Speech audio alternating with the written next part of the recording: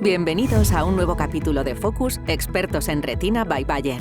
Hoy contamos con dos oftalmólogas especialistas en retina, la doctora Isabel Pinilla, de la Universidad de Zaragoza y el Hospital Clínico Universitario Lozano Blesa de Zaragoza, y la doctora Inés Contreras Martín, del Hospital Universitario Ramón y Cajal y la Clínica Rementería, además de contar con el doctor Pablo Lázaro de Mercado, investigador independiente en servicios de salud. Conversarán sobre los nuevos métodos que se están implementando para medir la respuesta al tratamiento de los pacientes con enfermedades de retina desde su propia experiencia del proceso patológico. Juntos abordarán cuestiones como ¿en qué consisten las medidas de resultado reportadas por los pacientes? ¿Por qué es necesario evaluar la respuesta al tratamiento desde su punto de vista? ¿Qué resultados se han obtenido a través de estos métodos? ¿Cuáles han sido los más destacables? ¿Qué aspectos hay que mejorar en la atención a los pacientes por parte de los oftalmólogos? Estas y otras cuestiones encontrarán respuesta hoy aquí de la mano de nuestros invitados. Esperamos que os resulte de interés.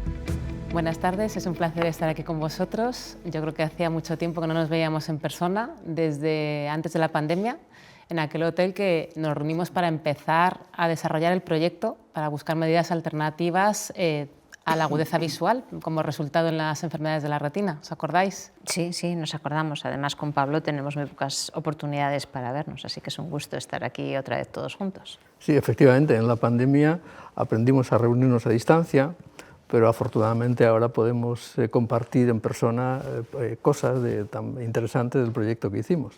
¿Puedes contar tú cómo se originó este proyecto? A ver, los oftalmólogos habitualmente cuando vemos a los enfermos utilizamos una serie de medidas objetivas con las cuales establecemos un diagnóstico, intentamos también establecer un pronóstico y dar medidas terapéuticas, y luego también tenemos medidas objetivas de los resultados que vamos a obtener con el tratamiento. Esas son pruebas que realizamos en la vida habitualmente en la clínica y que consisten pues, en la toma de agudeza visual, los campos visuales, las imágenes multimodales que hacemos habitualmente, la tomografía de coherencia óptica, pero la verdad es que no sabemos reflejar lo que necesita el enfermo o lo que es importante para el enfermo, con lo cual deberíamos de tener unas medidas que nos orienten más hacia las necesidades del enfermo y hacia lo que piensa el enfermo que le influye en su calidad de vida. ¿Qué te parece a ti, Inés? Efectivamente, hay una tendencia a desarrollar una serie de instrumentos que son cuestionarios, preguntas que el paciente tiene que contestar para que nos pueda trasladar pues, su percepción sobre las enfermedades, el impacto que tiene el tratamiento en su calidad de vida, lo que a él le resulta importante. La idea es intentar hacer cuestionarios estructurados para que esa información pueda estar ordenada, la podamos usar en la vida diaria, también en nuestra práctica clínica. Estos resultados, normalmente hay unos cuestionarios que se llaman medidas de resultado reportados por los pacientes, que al final acortamos, como somos médicos, nos encantan las abreviaturas, lo cortamos a PROMS, de la abreviatura en inglés. Y en ese primer estudio lo que hicimos es ver qué PROMS había ya validados para enfermedades de la retina, que encontramos 33 que podían aplicarse a patologías retinianas. Después de eso, continuamos el estudio y lo que hemos hecho ahora ha sido usar unos cuestionarios que ya están validados en español para pasarnos a una serie de pacientes con degeneración macular, con diabetes, y ahí es donde Pablo ha realizado la mayor parte de las entrevistas. Pues sí, efectivamente, este proyecto fue muy interesante. Intentaba explorar las percepciones de los pacientes y, como tú bien has dicho, pues partimos de PROMS validados en España. De manera que para entrevistar a los pacientes nos hacía falta dos cosas. Nos hacía falta construir el cuestionario y seleccionar a los pacientes.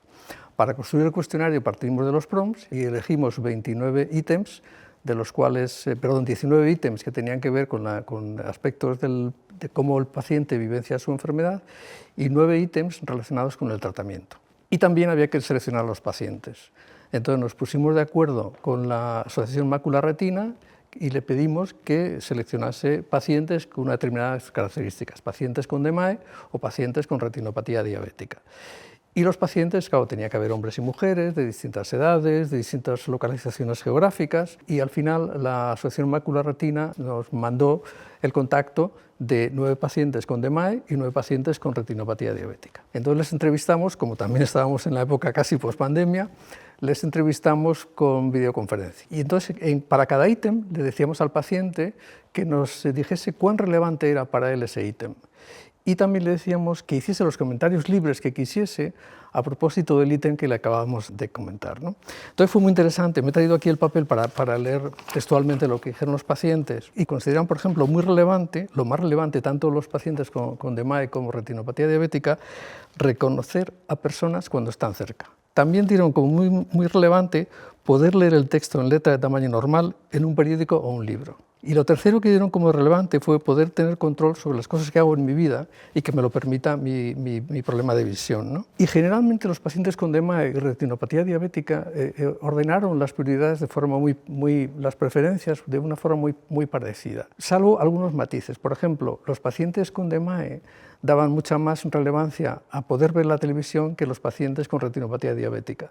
Probablemente porque los pacientes con DMAE son mayores, ¿no? Es muy curioso, hay además determinadas cosas, sobre todo de cara al tratamiento, que nos sorprendieron, porque había enfermos que decían que les importaba tanto el resultado del tratamiento como la información que habían recibido, tanto previa como posterapéutica, sobre lo que se tenían que enfrentar. Es más, los enfermos diabéticos comentaron que les interesaba más que les diéramos un detalle sobre lo que le íbamos a hacer, más que los resultados del tratamiento en sí. Efectivamente, ese resultado fue muy llamativo, ¿no? Los pacientes daban a entender que les importa mucho que el tratamiento funcione. Pero a continuación, de lo que más se quejaban es que los médicos informan insuficientemente sobre aspectos relacionados con el resultado o con el tratamiento, sobre todo con tres cosas. La primera, si va a funcionar, y además en palabras que ellos lo entendiesen. Lo segundo, los efectos adversos potenciales. Y lo tercero, cuánto iba a durar el tratamiento. Los pacientes se quejaban de que eso los oftalmólogos no se lo informan suficientemente bien. Yo creo que es un problema del que somos conscientes los oftalmólogos. Lo que pasa es que, estoy completamente segura de que en la mayoría de los casos es porque hay una presión asistencial tan elevada que no nos da tiempo. Entonces hay que priorizar, desgraciadamente, y priorizamos poder atender a más pacientes, lo que conlleva que les podemos dedicar a cada uno menos tiempo. Entonces, al final, pues hay veces que quizás les damos tanta información tan rápido en una visita, o sea, intentamos meterlo todo, que ellos no son capaces de entenderlo. Pero vamos, es uno de los resultados el que querían información, y luego a mí me llamó también mucho la atención que, en cambio, toleraban bastante bien, razonablemente bien, todas las molestias que conlleva el tratamiento. Cuando preguntabas sobre lo que les suponía, muchas veces tienen que estar 2 o 3 horas en el hospital para poder ser atendidos, para poder recibir el tratamiento. Era algo que ellos comentaban que les compensaba si esto luego les permitía mantener la visión. También es cierto que, evidentemente, pues decían que podíamos mejorar cosas, hay muchas cosas que podíamos mejorar, y una de ellas era ver si podía existir tratamientos que no tuviesen que ser administrados de forma tan frecuente. ¿Verdad, Isabel?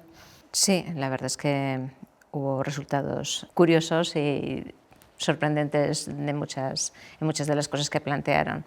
Luego también planteamos los costes. Se les comentó a los enfermos qué les parecía el coste del tratamiento y si les parecía que era un coste asumible o no, y claro, decidieron que el coste era asumible siempre y cuando lo asumiera el Sistema Nacional de Salud. Pero comentados en caso de que la posibilidad de que no fuera financiado, la mayoría de los enfermos dijeron que probablemente no podrían permitirse pagar el coste del tratamiento y que probablemente perderían inexorablemente visión. Afortunadamente tenemos un sistema público de salud en el que el coste del tratamiento no es una barrera de acceso, ¿no? Pero los pacientes sí manifestaban algún otro tipo de barreras.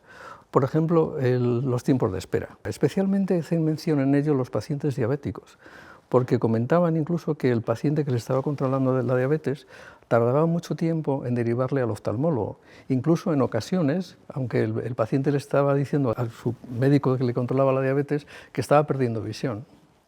Yo creo que es un problema que tenemos siempre de información y de comunicación, o sea, comunicación de los oftalmólogos con los médicos de cabecera para que sepan qué derivar, y lo que decíamos de nosotros con los pacientes, porque otro de los temas que surgieron en el estudio es que los pacientes sienten que muchas veces no tienen tiempo de comentarnos todas sus preocupaciones, o que a veces sienten que no les vigilamos, no les controlamos el tratamiento, no tienen un seguimiento tan estrecho como a ellos les gustaría. Entonces yo creo que es muy importante que les transmitamos que el seguimiento, desde luego cuando llegan al oftalmólogo, ya luego el seguimiento no siempre va a ser constante, que el intervalo entre un tratamiento y otro depende de cómo estén en cada momento, y de que nosotros siempre intentamos ajustarles de tal forma que reciban el tratamiento que les hace falta, pero tampoco sobretratar, porque como cualquier cosa tiene sus riesgos, sus problemas. Sí, siempre volvemos al tema del tiempo que podemos dedicar a los enfermos, cómo está organizado el hospital,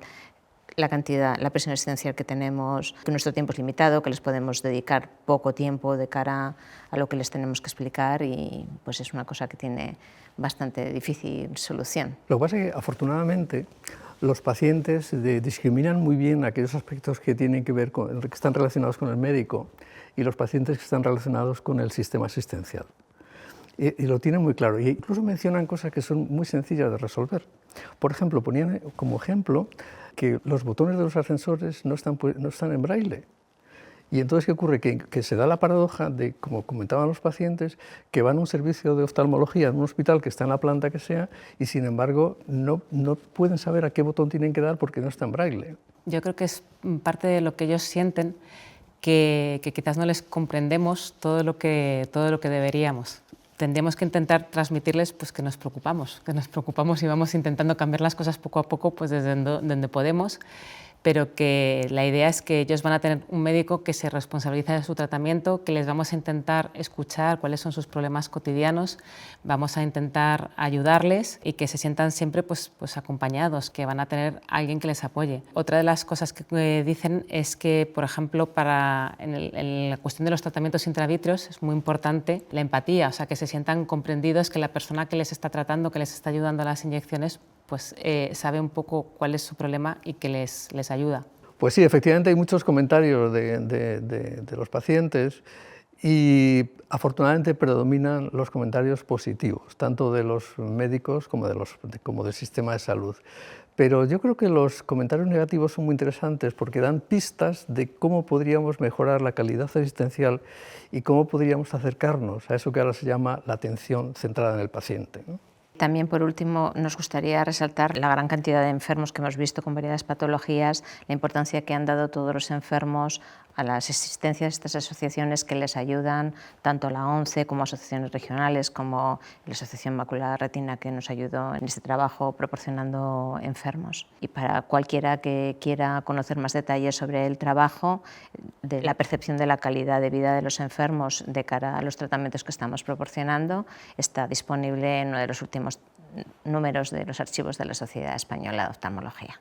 Efectivamente, el lector que quiera lo tiene recién publicadito. Después de este estudio seguiremos trabajando para intentar mejorar cómo entendemos a nuestros pacientes. Tendremos nuevas oportunidades para volver a reunirnos. Pues yo estaré encantado de trabajar con vosotras porque es una experiencia increíble trabajar con expertas de oftalmología o de otra especialidad como vosotras y daros apoyo metodológico, ¿no? Que es mi papel en estos proyectos. La verdad es que ha sido fundamental el apoyo metodológico, ¿verdad, Inés? Sí, porque nosotras sí. metodológicamente estamos un poco perdidas. Pues muy bien, hasta la próxima entonces. Nos vemos otra vez. Venga. Gracias, doctora Isabel Pinilla, doctora Inés Contreras y doctor Pablo Lázaro de Mercado. Esperamos que toda esta información haya sido de interés para nuestros espectadores. Nos vemos en el siguiente capítulo de Focus Expertos en Retina.